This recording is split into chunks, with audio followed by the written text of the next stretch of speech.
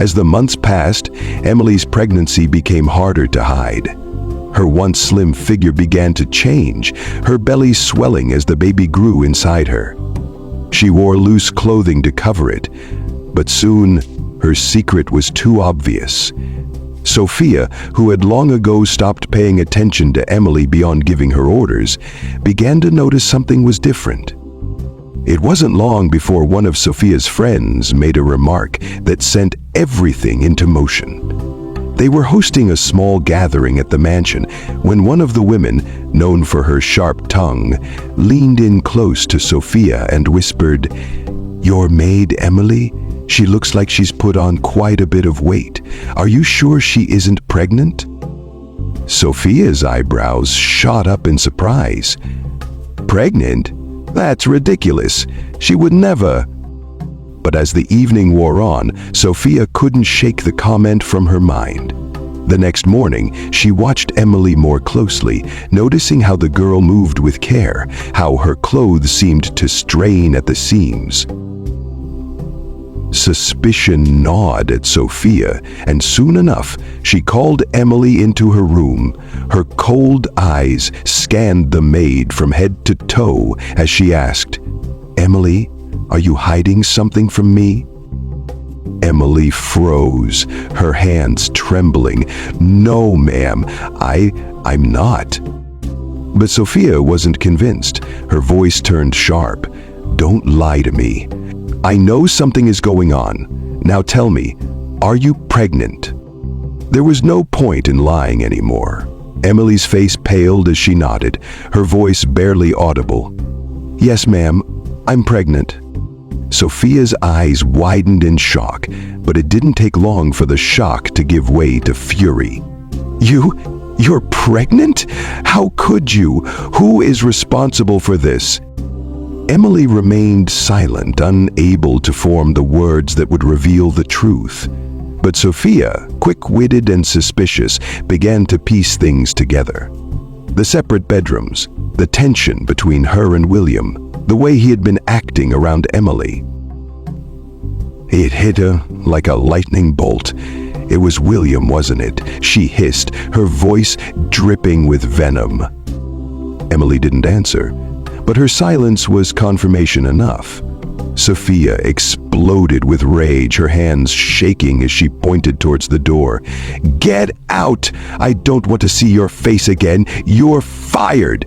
Get out of my house!" Emily's heart sank as she realized she had nowhere to go.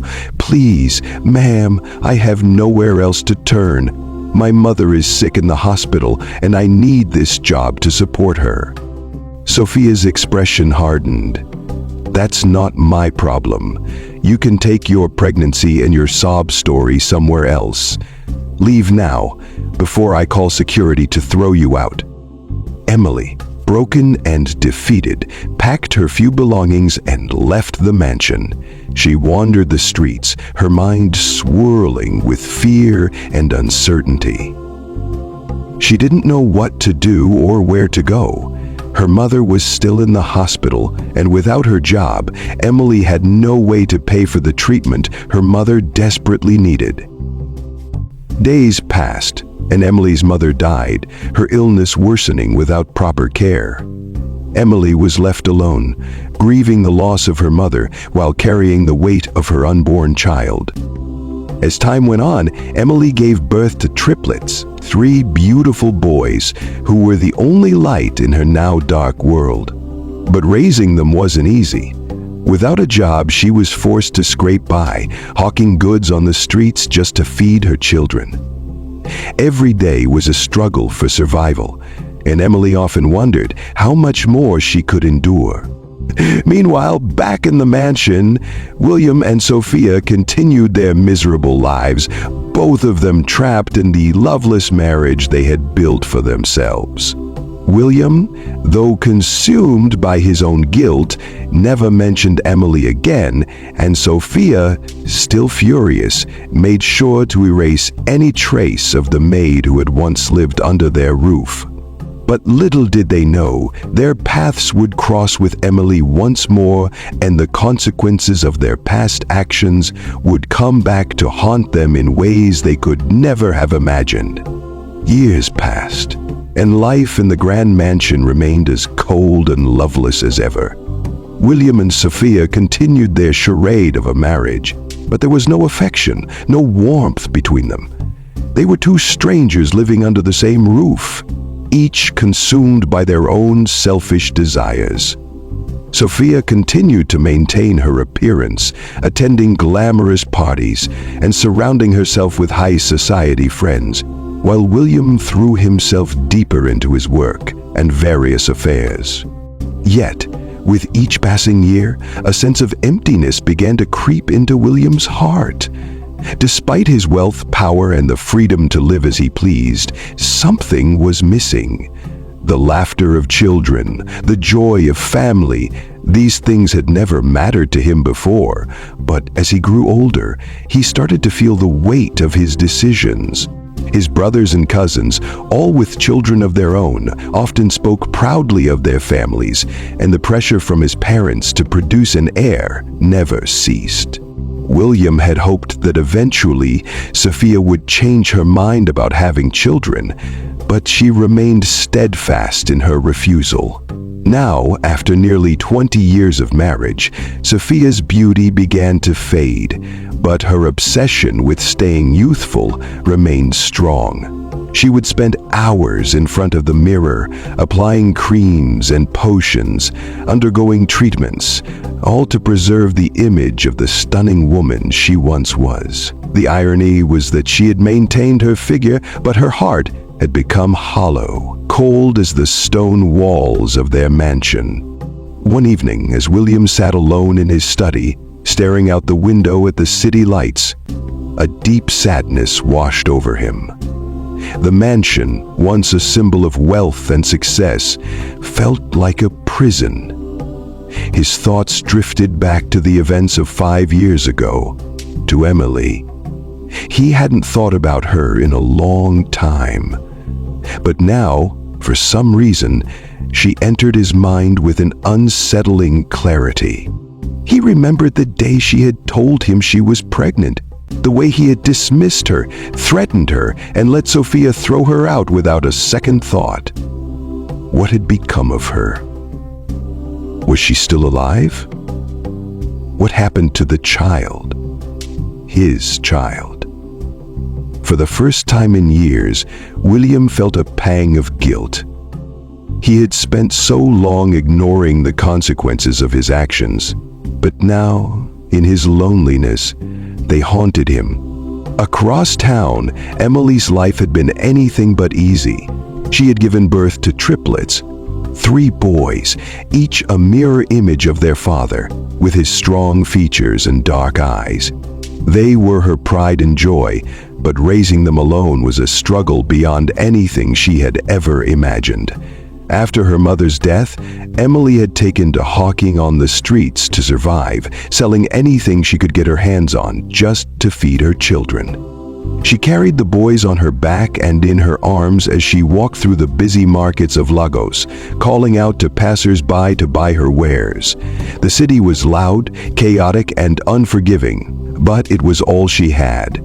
The boys grew up fast, learning how to navigate the tough streets, helping their mother with her small business as best they could. Despite the hardships, Emily was fiercely protective of her children. They were all she had left, and she made sure they knew how much she loved them. But the years of hardship had taken their toll. Emily's once bright eyes were now tired, her hands calloused from hard labor. She often wondered what her life might have been like if things had been different, if she hadn't been forced to leave the mansion, if William had treated her with kindness instead of cruelty. Sometimes she saw men who looked like him on the street, rich, powerful, indifferent to the struggles of people like her, and it made her heart ache. Yet, no matter how difficult life became, she never regretted keeping her children. They were her light in the darkness. One hot afternoon, As Emily and her boys were weaving through the crowded traffic, hawking their goods to the drivers stuck in gridlock, something unexpected happened. A sleek, black car pulled up to a stop, and from the window, Emily heard a familiar voice calling out to her. "You there, young woman? Come here." She turned, her heart skipping a beat. It was William. William hadn't expected to see her. He had been driving through the chaotic streets of Lagos, lost in thought, when he spotted her. Emily, standing there with 3 boys who looked eerily familiar. His breath caught in his throat. Could it be? After all these years? He ordered his driver to stop the car, his eyes fixed on her, as if he couldn't believe what he was seeing. Emily, now standing in front of the car, looked into the window and saw William's face. She froze. Memories came rushing back. Memories of that terrible day when he had thrown her out, when he had denied his own child and threatened to ruin her life. She felt a mixture of fear, anger, and confusion. What did he want from her now? William stepped out of the car, his heart racing. But the moment he saw the boys, there was no doubt in his mind. They were his sons. Each one of them bore his resemblance, and the realization hit him like a punch to the gut. He had a family he had abandoned without a second thought. For a long moment, neither of them spoke. Emily held her boys close, her protective instincts kicking in. "What do you want?" she finally asked, her voice trembling. William's mouth was dry, his mind racing as he searched for the right words. "Emily, I didn't know." "You didn't care," Emily shot back, her voice filled with the pain and anger she had carried for years. "You threw me out when I needed you the most. You let me fend for myself, and now you just show up like this?" William lowered his gaze, ashamed. "I'm sorry. I was a different man back then. I didn't realize what I was doing. I was selfish." Emily's eyes welled up with tears, but she refused to let them fall. "It's too late for apologies, William. I've raised these boys on my own. You don't get to just walk back into our lives and act like you care." The boys, who had been watching silently, looked up at their mother, confused but protective. They didn't know the full story, but they could sense the tension in the air. "I know I've done terrible things," William continued, his voice breaking. "But I want to make it right. Please, Emily, let me be part of their lives. Let me make up for everything I've done." Emily stood there, her heart pounding, trying to process what William had just said. The man who had once coldly discarded her and her unborn children was now standing before her, asking for forgiveness. But how could she trust him? How could she believe that he had truly changed? The boys tugged at her dress, their young faces filled with curiosity. They had never known their father. Emily had never told them much about him. Now, here he was, standing before them, looking at them with eyes that mirrored their own. They were only 5 years old, but they could sense that something important was happening. "Please, Emily," William said again, his voice softer now, almost pleading. "Let me make amends. Let me be a father to them. I know I can't erase the past, but I want to be part of their future." Emily's hands trembled.